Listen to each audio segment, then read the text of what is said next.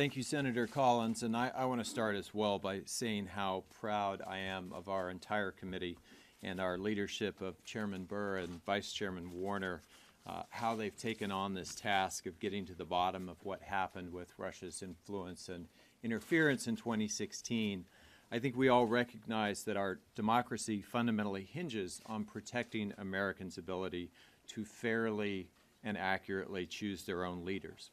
And until we set up stronger protections of our own election systems and take the necessary steps to prevent future foreign intervention, our nation's democratic institutions will remain vulnerable to attack. I'd like to echo what Senator Collins just said about the importance of ensuring our state election offices, that they are equipped to respond to these threats and to keep our voting system secure. I think all of us are in agreement in the importance of the leadership at the state level with regard to these elections. As we've been working to address election security, one of the things that I've found particularly helpful is the consultation that I've had with New Mexico's Secretary of State, Maggie Toulouse-Oliver. She runs our state elections, but she's also been a national leader in securing local voting systems against cyber threats. State election officials like her should have the security clearances and the support from federal agencies that they need so that they can respond to these threats in real time, not months later. The federal government also needs to work to attribute cyber attacks more quickly and with more confidence. Foreign adversaries and bad actors engage in cyber attacks precisely because they are easy to deny, and we cannot allow that deniability to shield those hostile actors from accountability.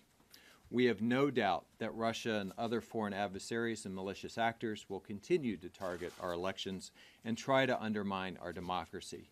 We must be able to call them out. We must be able to make it clear that these actions are unacceptable.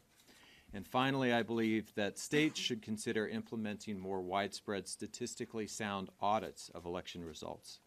Americans need to be confident that their votes, and only their votes, are what counts in electing our public leaders.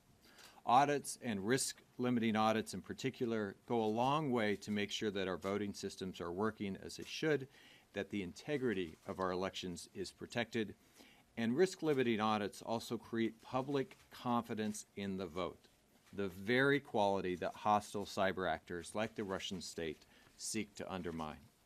As we approach the midterm elections and the next presidential election cycle, we need to act quickly to pass bipartisan, pragmatic recommendations into law to protect the integrity of the entire voting process.